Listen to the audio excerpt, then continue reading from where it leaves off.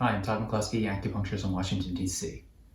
And this video today is on Neiting stomach 44. If you've been following along with some of my videos, we did stomach 36, we did triple energizer 3, and I did a video series a while back about needling techniques at the the fall of last year, 2019. All right, well today we have a good video for you. This should be a succinct way to needle stomach 44 to get some different effects than you might be getting in your clinic right now. So I really hope you enjoy it. In this video, we're going to look at my indications for stomach 44. When do I use it? Now, the general caveat in all these videos is how you use the point is amazing. It's probably highly successful, which is great. Keep doing it, include it, and just take this information and wrap it into your clinic and see if you can add to what you already have. And if you're doing some really cool things with any acupuncture points, I'd love to know. The medicine, the power of the medicine is not the power that I have with treating. It's not the power you have with treating. It's the power that we have with treating. So the more we all can do, the more the medicine can do. So below in the comments section, share what you can do with stomach 44. I'd love to learn and grow myself from what you know. All right, in this video, look at indications of stomach 44, where I exactly locate it, how I needle it, and then the ramifications from that. And then maybe at the end, there's going to be a little bit of rifting around sort of channel theory and shoestring points and things like this, which should be pretty fun. Contextually though, right now, oh man, I'm pretty sure it's a Saturday. And I think it's the 11th. I think it's it should be 11th. I think yesterday was the 10th of April, 2020. So if you're watching this video a year from now, or if it's still up for years from now, and you look at this right now, what's happening is we're in the midst of the coronavirus pandemic crisis. I'm in quarantine, essentially. I'm in Washington, D.C. Our city is, right at this point, we have, I think, 1,500 confirmed cases. I think we only have like 33 people that died, so it's nothing like New York or anything like that. It's probably pretty good for an individual East Coast city. But we're all in lockdown, taking it easy, for me anyway. My wife and I, we've been out of practice now for, I think this is our 3rd week out of practice. Did all the rushing, all the prepping. Initially, I had fear running through my body, which was wonderful. Don't let anybody ever tell you fear is bad. Fear is good. It'll save your life. And it will get you prepped for a pandemic like that. All the food, the pantry, everything's good. We already were stacked with the toilet paper, which is nice. Then spend the next week or so just kind of running around. What are the different programs? What can I get? What can I do? Finally, I finished all my PPP and EIDL and all that sort of stuff that's been coming out now. And I've just begun to really allow my nervous system to just calm down, slow, and dial back. Not just dial back from all the initial rushing, which only took a couple days, but dial back from the general intensity of everyday life. So for me and my wife, since we don't have kids that were homeschooling or not working from home, it's actually been a very yin time. And if you look around on the internet, you see a lot of this, that this is a yin time for our culture. It's time to come in. It's not that way for a lot of people. For me, it is. And I've been really slowly steeping myself in. And I can feel every time I relax a little bit, I'm just aware of more tension in my nervous system. And then I relax a little bit more, and I'm like, oh, there's some tension. Relax a little bit more, oh, there's tension. And just slowly pull things back. So in a way, it's been the worst of times, but also the best of times. Because I've actually been able to really find more stillness. It's not like a meditation retreat. It's not like a vacation, but it's something else. And in a beautiful way, it's just been dialing back and down my nervous system, which has allowed me to reevaluate my practice, reevaluate my life, all these sorts of things in actually a beautiful way. For some people, it's not like that. My neighbor right next door, single mom, taking care of 2 kids. She's homeschooling while working from home, and her taking care of her mother who really isn't in a position to take care of the kids. She is pulling her hair out. It is not a yin time for her. It's not a yin time for everyone. For some people, they are going harder than they have in a very long time. So this is not even looking at, what the first line medical workers are doing out there. So it's a crazy time. So nervous system is calming down. We've watched Tiger King doing all the right things. And now I'm putting some emphasis and energy into making these videos. So I hope you really enjoy them. So anyway, that's for posterity. If you see this a couple years from now, who knows if we made all the right calls or the wrong calls or whatever that in our society and culture. But regardless, it's good to remember what it was like, what we were doing. Now, on to our main event, Neiting Stomach 44. This is a special point for me because this is the very first point that I used in my practice from what I learned from Andrew Nugent, but it was even before I learned from him or studied with him in person. Before I ever met him physically, like went down to Asheville and said, "Hello, Andrew, I'm Todd," I saw him on YouTube. He used to have an extremely generous YouTube channel with tons of acupuncture videos. I mean, he would have, I think, 2 or 3 hours of one of his classes, the Mahdiang points. He also had, I think, a whole 6 to 7 hours on demystifying Qi class, and along with a bunch of other videos, and then martial arts videos, Dao Yin videos, padding videos, like just a lot out there. Now he's taken that and put it on his Teachable website. I highly recommend going, get a subscription. It's totally worth it. Plus the CUs and all that you can get. Anyway, totally worth it. But when I started looking at those videos back then, this is years ago, just by watching his video, I could take that information, go to my clinic, and I could needle differently, right then and there. I wasn't exactly needling the way he instructed me when I actually studied with him, which is fine. But I learned, I changed, and my acupuncture got better just by watching his videos. Remarkable. And so I hope to be able to offer something like that to you guys out there, that maybe this is a way of triggering a change in your practice so that whatever you're doing now, you can improve a little bit, maybe a lot. I don't know. For me, this is a special point because this is the first point I took that information from, went to my clinic the very next day and needled it differently and got dramatically different results. Part of that's probably luck, and part of it's because I think this particularly is an easy point to get. The video I did the other day was Stomach 36. And I talked about how if you needle it just right, you can needle Stomach 36 and suddenly, and I mean suddenly, within seconds, the person will feel a warmth emanating from their abdomen. Or if you need it a little bit differently, boom, you can send a nice stream of qi down their foot. Very apparent, very tangible, very real. That's tricky. Getting it took me, I think a video talked about maybe almost 2 years to really feel like I can boom, on command, get people's abdomens to warm up and not trip off the channel, sending qi down the foot or anything like that. Or to simply just get it to work. Because I had to look at things a little bit differently, it was just a more nuanced point, or set of points, some might say. Neiting, not like that. Simple, and easy to do. So I think just about anybody should be able to watch this video, take a look at it, shoot a little bit, go to your clinic, and boom, get it like that. That's why this is a special point for me.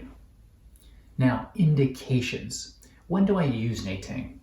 So I use Neiting primarily for 2 reasons, and maybe tertiarily a third, there could be a third reason in there, but primarily 2 reasons. The first is what is sort of classically thought as often as a yin spring point. So yin spring points typically are thought of as cooling points, and Neiting is a yin spring point. So I will use this in situations where I need to cool the body. Now, interestingly enough, when I did research on this point, what I find is that I just use this, and I thought of this as just being more a generalized cooling point. Then what I'm finding is some sources often refer to it a little bit more from a deficiency perspective. They say, well, this is a good cooling point for deficient heat. I've used it for excess heat, and I've gotten great results from it. But Literally last night, I'm reading from a couple different sources, and they're all relating more or less that they think of this as a little bit more of a deficiency heat situation. Now, some sources, actually right up here, Wang Yuyi's, his book, but Wang Yuyi's opinion is that this is a little bit more for deficient heat, but he also goes in and says that it's good for excess too, I believe. So I think it's a great point regardless. When I look at deficiency, I will often include this point, but I'm going to include other points too. Like I'll be including some point on the kidney channel, whether it's a kidney 2 or something like this, or really just a kidney point that's very distal on the foot. So heat, I've used it for excess. The book seemed to imply deficiency. Cool. It probably works either which way. That's one use. 2, ocular migraines or pain in the eye. This is an amazing point for pain in the eye. Now, its real signature is when it feels like somebody has this migraine or they have a headache and it's behind their eye, like somebody's grabbing their ocular nerve and just pulling on it, just like they're like pulling on their ocular nerve and just yanking that eyeball back. This point is amazing for those situations. And I find that it works easily 8-9 times out of 10 like that. And it's not because I'm an amazing needler, it's just this is like a magical point for ocular migraines. You can understand when I needle this point and people's eyes improve and like this, it's kind of remarkable, and you can understand why people will talk about acupuncture points as being like magical points or something like this, because in some cases it's just astounding. And this is one of those. Now I have to say, I've used this and have failed before. There have been some ocular migraines where I haven't been able to treat with stomach 44, but they're rare, very rare. And the general run-of-the-mill 9 out of 10 migraine in your eye, this will solve. So it's very, very good for ocular migraines. Second indication for Todd. Third would be I'm working with the channel, particularly around the eye. And so I will add this in even if it's not exactly ocular migraines. I don't find it to be as effective for that. So it can loosen up this area around the eye pretty well. Can it loosen up around the eyebrow? I typically don't use it around the eyebrow, and I don't think I've gotten a lot of success. When I have pain or I have to access this area and I want to go distally, I just use the bladder. And I'll go down somewhere on the lateral side of the foot that feels a little juicy. Is it bladder 64 or something like that? Do I want to do 66? Whichever one feels exactly right, where I feel like I can get a nice connection to the chi, and I'll just take and ride that channel, the bladder channel, all the way up to here. So I typically don't use stomach 44 for this, and I can remember trying to and failing, and then going to the bladder and succeeding a number of times. So when I'm, just to kind of roll back a little bit, when I'm trying to figure out what I can do with an acupuncture point, so for instance, somebody comes in, say they have their migraine is behind their eye, but it's kind of all around or something like this. What I'll do is I'll try to aim for an acupuncture point that's going to knock it all out. And in some cases, you can get that.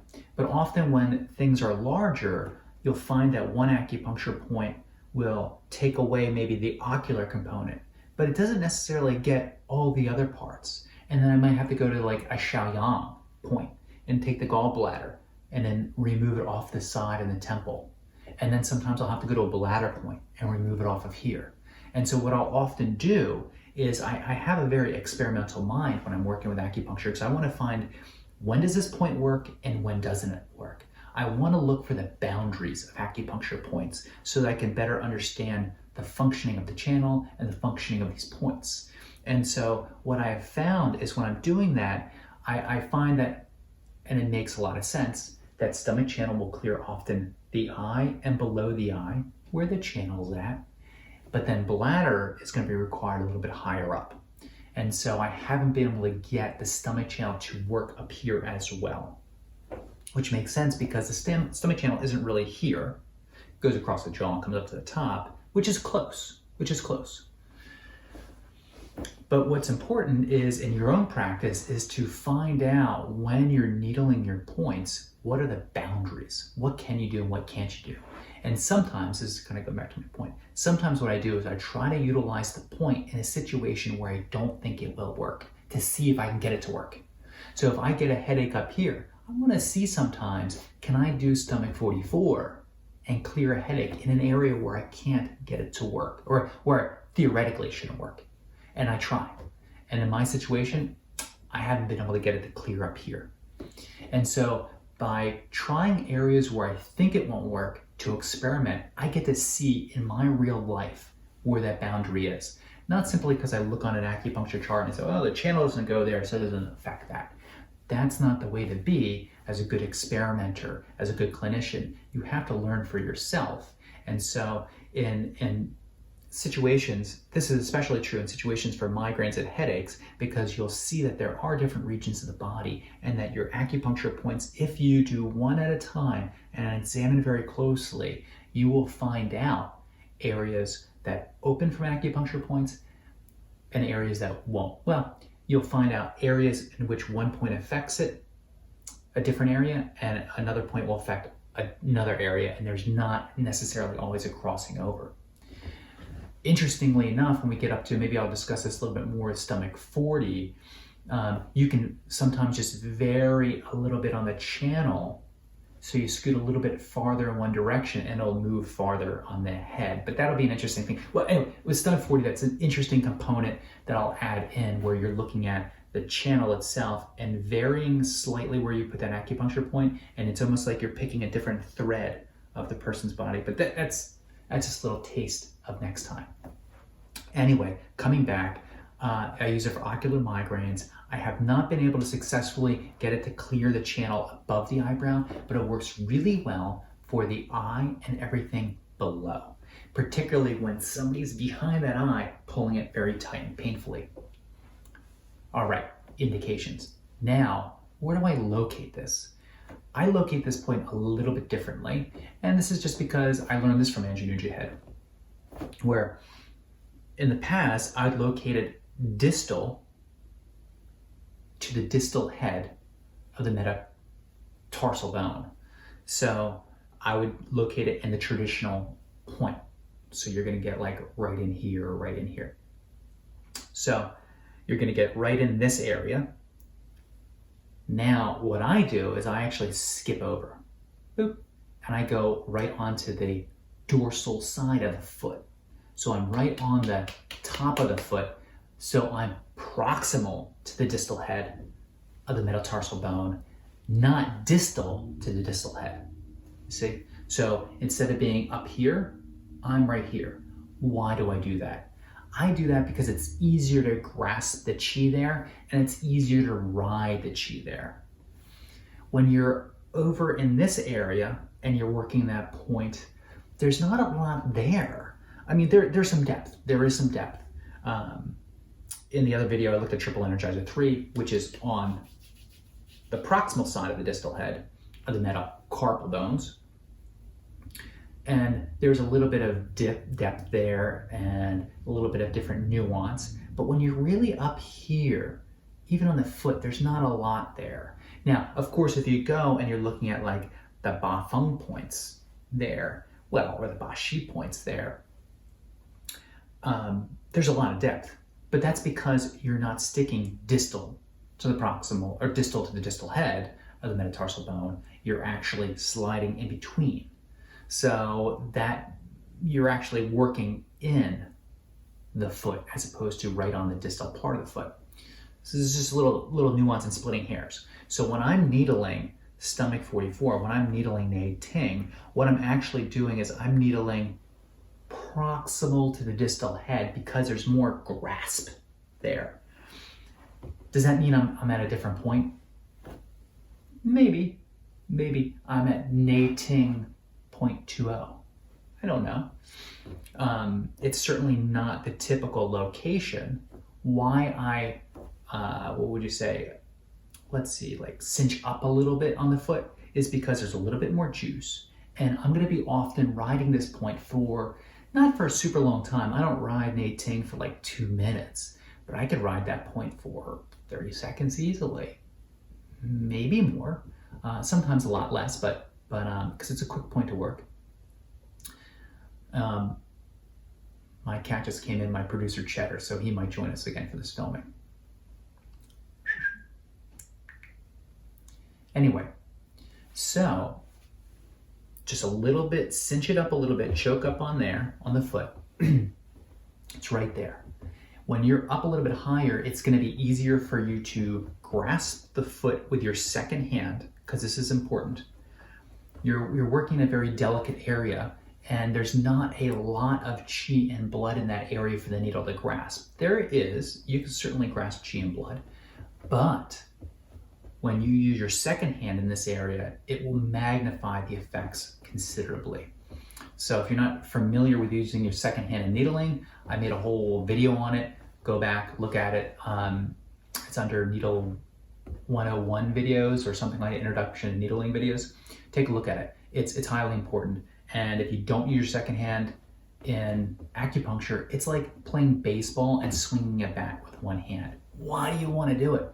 Once you learn to use your second hand, game changer, game changer. Anyway, so you can needle however you want in terms of the insertion, whether you do freehand needling or you grab a DVC or whatever and you guide to zip it in, that's great. The actual needle itself, so now we're sliding into needling technique. The actual needle itself, I don't think you need a super thick one. I will utilize a 0.30 gauge DVC needle, and you don't need a long one. I mean, I wouldn't use a 15 millimeter one here, but a 30 is great.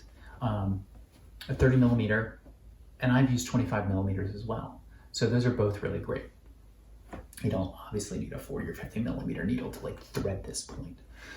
So DVC, fine, whatever brand you use. Stick with something a little thicker like a 0.30, but you don't need to go into those 0.40 gauge needles to be effective here. Find the point however you find it, but I would recommend going to the proximal head or proximal side of the distal head and then needle. And this is a surprisingly deep point sometimes. So when you needle, I have found for the two different indications, you don't really need to do anything different. In both these cases, I almost always use what's called a cooling sky technique because I'm going to be always trying to drain this point. I have not, to my recollection, I mean, there's a chance I have, but I cannot recall a good time in my life when I really have used this as anything but a kind of draining. Think there's heat. Well, I want to drain that heat. There's chi stasis that's gripping the eye. Well, I want to drain that chi stasis. So I'm always looking at it as from more or less as a channel, and I'm draining and pulling chi down and pulling chi out. So from that perspective, I'm always applying a kind of a pulling technique, just cooling sky. So I'm going in, I'm grasping the chi, and I'm pulling. My sense is, and you can experiment with this at home, is that the needle technique for this point is less important. But if you're not getting it with whatever you're doing, like just sort of riding the point, go to a pulling technique where you grasp the chi and pull. And I think you're going to change your success. You're going to change, and it's going to be successful. But my gut tells me in this situation, needle technique is less important.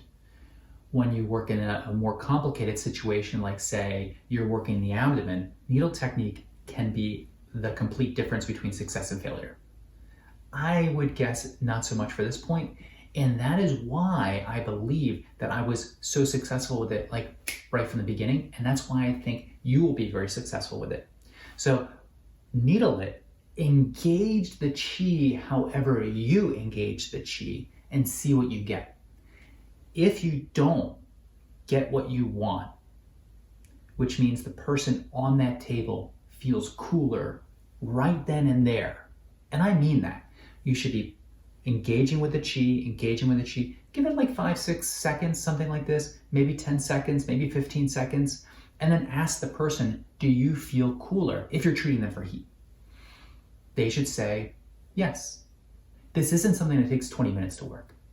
You don't have to wait till next week to see if they got cooler. They should get cooler right then and there on the table. Within seconds. Not 5 minutes or 10 minutes, within seconds. Their ocular migraine, did that improve? You need to ask them. That improves very quickly. I've seen that where it's literally 2 or 3 seconds and they're like, oh, I think it's gone. And this is where they always say, oh, is that in my head? And I say, of course it's in your head. And then we have a little bit of corny humor there. But any which way, ocular migraines typically clear amazingly fast. You don't always get 100% clearage, but you're gonna get like 80-90% typically. So you'll clear almost the whole thing out. And that's good enough for me. I like to get 100%, definitely, I think we all do. But in a situation like this, I will accept 90% and say, job well done. Now, if you're needling and you're engaged with the chi for 10-15 seconds and you ask them, how do you feel? And there's no difference. Then you gotta look at, well, what are you doing? So you have to think 2 things. 1, do I need to pull? So you're maybe just riding that point. Well, maybe you have to change technique and pull. Or 2, you haven't grasped the chi yet. Now, if you're using a little 0.0000001 sarin, maybe you won't grasp the chi no matter what you do. So size does matter sometimes. That's one thing. Or 2, you might not be deep enough. I've had to go surprisingly deep on this point before to grasp the chi and get it going. So you might want to advance the needle further, grasp the chi again, and then pull and start your counter over. So a couple places where this can go wrong. 1, needle technique. You are using the wrong technique. And that would be something that would be more pushing into the channel or kind of sitting on the point when you want to pull and release. That's one possibility. The other possibility would be you're using too flimsy of a needle. If it's like a little teeny hair that floats, you can barely see it, might not work. Switch to a 0.30 DBC needle. You can get them anywhere right now. It's super easy. Or whatever brand you use. See if that works. The third option is advance further, feel like you've got the point, and then once you get the point, you got to go a little bit further in, grasp the chi with like a little bit of a button hook, like a button hook move, boop. We'll call it a J hook, boop, and then pull, pull, pull. Change your technique, change your depth. So those are some ways to troubleshoot if you're not getting it right. You can always leave comments down below and I'll see what I can do to help talk you through it as well. Okay, and then again, this should work within seconds. We're talking 15 seconds you should be getting results. If not, you need to adjust. If you're experimenting with this and somebody comes into your practice when we open up all our doors, or if you're practicing right now and blah, blah, blah, blah, somebody comes in with an ocular migraine, make this the very first point you do. Give it its own space, its own breath to experiment with. If somebody comes in and they're hot and they're like, huh, and it could be a hot flash or they just run hot. They're like a big guy, red face, all of that. They're always hot. Get them on the table. You feel their pulse. It's kind of big and rapid and all that. Do this first and see what happens. If you can draw out that heat, it's going to be very calming and soothing as well. Now, the other factor I want to say is I have not been able to get this point to slow heart rate. For that, I'll look more at, say, pericardium channel, something like that. I can get the heart rate to slow. I'm not as good at it with even the heart channel for whatever reason, but I can do it with the pericardium channel pretty well. So if somebody comes in and they have a rapid heart rate, you can try this point, but I feel like it's draining heat that's a little bit larger. It's not necessarily heat that's trapped in the heart. If you can get that to work, I would love to hear from that as well and hear about those stories, because I've tried a bunch of times and I haven't gotten that to work. So it should work fast. Heat, more broadly speaking. Also, it'll work really well for heat trapped in the head. We'll get to that in a second with this points relationship. And then it's very, very good for ocular migraines. Okay, so that's the indications, the location, and how to needle the point. Now we'll kick back just a little bit and we'll riff a touch. It's very, very important as acupuncturists to touch your patients, to examine their body. Now, you don't have to go and take Ed Neal's class and spend like 5 hours like feeling every minutia of a person's channel. That's great. If you're into that, please do it. I would love to do that. But you need to put your hands on a patient, even if just to get a sense of what the body's like. Because what you'll find is that the different areas of the body offer a different expression of qi and blood. This is often spoken about from the shoestring perspective, right? So we have the shoestring points, right? Jingwell points, yin spring, shoestring, then the Jing River, and then also the He points. And they're given different waterway names. Of course, waterway, we're looking at kind of like a flow through the body, so water makes sense. And the idea here is that there's a different kind of flow, but also a different kind of depth. The He points, they're seas, they're deep. Jing well points are like little wells, they just boop, go right into the ground. Right? There's not a lot there. He points are deep. So and that's theoretical, but it's immediately applicable, and you can begin to understand it very, very quickly when you start to palpate. And you look and say, well, this little tip right here, there's not a lot going on there. I mean, there is. It's a very sensitive area, right? So it can spark consciousness and things like this, but there's not a lot of juice right there on the tip. And then you go on the inside of the elbow, and you're like, oof, like this is meaty right here. There's a lot going on. You can go pretty darn deep in there if you wanted to, but you can't go deep in here, right? You can't.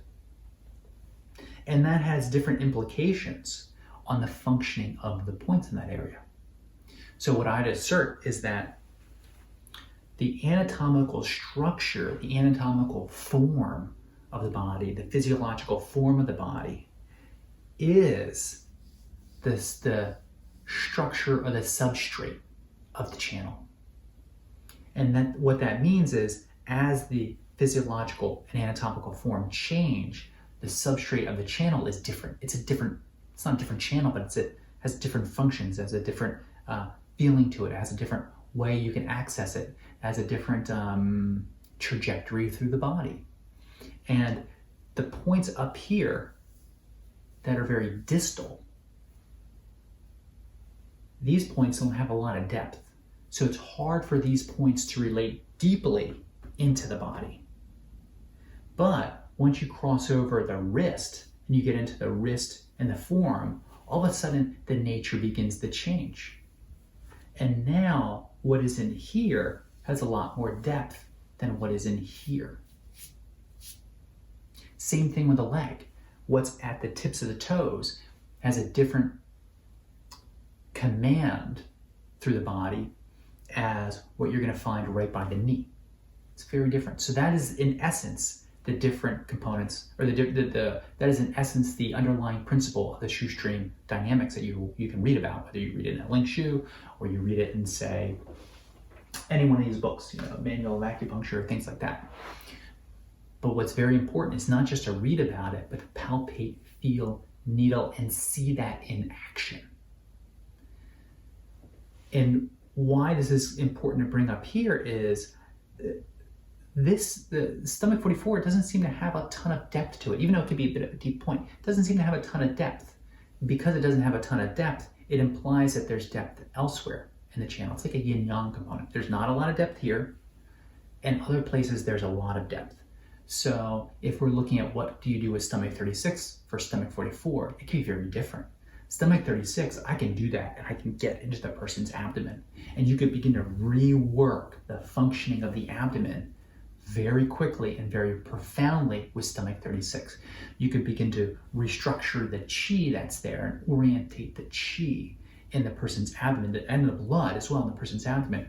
You're not going to do that so well with stomach 44. But what can you do with stomach 44 very well? And that is affect the head. You can jump from the foot to the head like that with stomach 44. Now, why am I bringing all this up? I'm bringing all this up because one, it's sort of interesting. It adds a little depth to the conversation of stomach 44, but it also begins to link it back into a broader theory of acupuncture. And it's very important to also not just educate yourself on the acupuncture points and the functioning, all that, but at least a little bit of theory. I don't like to be theory heavy, but you need a little bit of it because it feeds itself back into how you treat, how you think about the points, how you might combine points, how you'll structure treatments, and theory is actually very important for all that. So when you're looking at points that are like Jing Well, but particularly, because I don't use a lot of Jing Wells in my practice, and most people out there don't use a ton of Jing Wells, I would encourage people to use a lot of Yin Spring points. And the Yin Spring points are great because they can travel to the other end of the channel very quickly and with a great deal of force. Plus, they're easy to get results at the other end of the channel. So if you wanted to deal with any sort of, say, migraine, any sort of chi constraint or blood constraint somewhere in the head, you could just look at the channels and you could say, oh, I think that's in the bladder channel. And you could pick the Yin Spring of bladder and clear it really fast if it's in the head, right? Migraine. Likely, that will not be as great with clearing something, say, in the lower back. It might be, maybe using Yin Spring points all the time for back pain. I don't know. It could be a part of the treatment, but it wouldn't be a fundamental core of the treatment, I bet. But you can do that and make it a fundamental core for headaches that are right up here. I've done it. Works really well. So Yin Spring points are able to very easily go from one end all the way to the other end quickly. And my thought about that is it doesn't have, these Yin Spring points don't have a lot of depth. They don't really have the access to go more deeply into the body. So they have an easy access to transmit over basically like a heaven layer right to the top, right to where that channel ends or that channel binds. And so the way to think about this is, or one idea, is that the stomach channel comes up. Now, let's thought of starting here, so we name this as stomach 1. But whether you look at this as the beginning or the end, it seems to be bound right in this area here. So if you pick up the other end of that channel and pull, where's it going to go? It's going to snap right into here. And you can use that principle very easily. If you pick up the middle of the string, it doesn't have that same effect. If you pick up the middle of the channel, it doesn't necessarily shoot down all the way at the end. But if you pick up the end of the channel, it will certainly go all the way down to the end.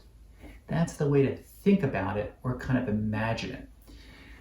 And so you'll find that Yin Spring points work on complexions, I'll say, in the Ling Shu. I can't recall what chapter that is.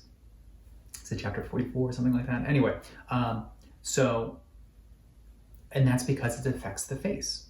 And you'll see in these other areas where Yin Spring points are used for, often up in the upper areas as well.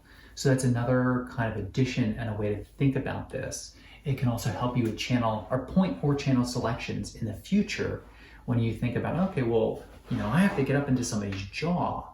Well, maybe you want to try this. Maybe you look at the jaw. Oh, is it more of a small intestine jaw issues, stomach jaw issues, a gallbladder, or the stomach just goes up there, so we're going to use that regardless.